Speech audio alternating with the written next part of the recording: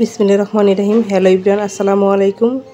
কেমন আছেন আপনারা? ঈদ মোবারক। সবাইকে ঈদের শুভেচ্ছা জানিয়ে আমি আজকে শেয়ার করছি ঈদের দিন আমার কেমন কাটলো এবং কী কী রান্না করলাম। তো সবাই থাকেন, ঈদের শুভেচ্ছা রইল আপনাদের। আমি প্রথমেই এখানে 5 কেজি দুধ জাল করে নিচ্ছি। এখানে সেমাই রান্না করব, সেজন্য দুধটা ভালোভাবে জাল করে নিয়েছি। আর 3 প্যাকেট সেমাই এখানে রান্না করব।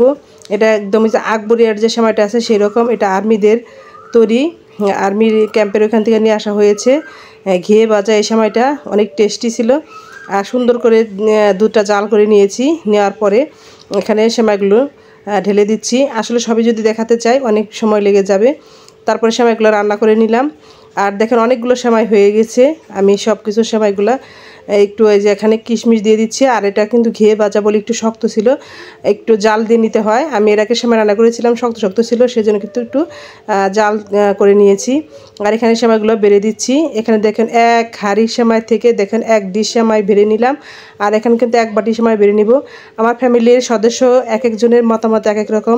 কেউ বলে একটু শক্ত শক্ত করে সেমাই রান্না করার জন্য, কেউ বলে একটু নরম করে রান্না করার জন্য। সেজন্য কিন্তু আমি দুধটা আবার জাল করে নিচ্ছি। যে একটু শক্ত খেতে চাবে তার জন্য শক্ত ব্যবস্থা থাকবে, আর যে একটু নরম খেতে চাবে তার জন্য কিন্তু ওই দুধটা ঢেলে দিয়ে আমি একটু মানে আরেকটু তরল করে নিতে পারবো। তো দেখেন অনেক সময় রান্না করা হয়ে গেছে। এইদিকে দেখেন আমি ঈদের দিন তেলে পিঠা ভেজে নিচ্ছি। এই তেলে পিঠাগুলো কিন্তু এখানে সবাই খেয়ে নেবে। এখন কিন্তু 6:30 বাজে। এর মধ্যে কিন্তু কাক টাকা ভরে আমি উঠে পড়েছি আর রান্নাবান্না শেষ করে নিয়েছি। এখন 6:30 পৌনে 7টার মতো বাজে। আর টেবিলে আমি সব কিছু খাবারগুলো সার্ভ করে দিচ্ছি। এখানে সেমাই দিয়েছি, তেলের পিঠা, আর অন্য যে আমি এই কয়েকদিন যে পিঠাগুলো বানিয়েছি সেই পিঠাগুলো সবই কিন্তু এখানে দিচ্ছি। 3-4 রকমের পিঠা দিয়ে কিন্তু আর সেমাই দিয়ে কিন্তু আজকের নাস্তাটা কিন্তু অনেকটা জমে উঠেছে। তো ঈদের দিন আলহামদুলিল্লাহ অনেক ভালো কেটেছে, সবাই সুস্থ ছিলাম, এটাই আলহামদুলিল্লাহ। সবাই যদি সুস্থ থাকে আল্লাহ তাআলার রহমতে এই দিনটা খুব ভালো লাগে। গ্রামের বাড়ি পিঠা চিড়া এগুলো দিয়ে কিন্তু ঈদের উৎসবটা অনেকটা আরও জমজমাট হয়ে ওঠে। পিঠাগুলো খেতে কিন্তু খুব মজা লাগে। আর কি কি পিঠা বানিয়েছি তো আপনাদের সাথে শেয়ার করছি, কি কি আজকের মেনুতে আছে সবগুলো একাত্র দেখাচ্ছি। আর কি কি দেখেন, আসলে সব কিছু খেয়ে কিন্তু অনেকটা আনন্দ লেগেছিল। সবার প্রতি কিন্তু অনেক শ্রদ্ধা রইল।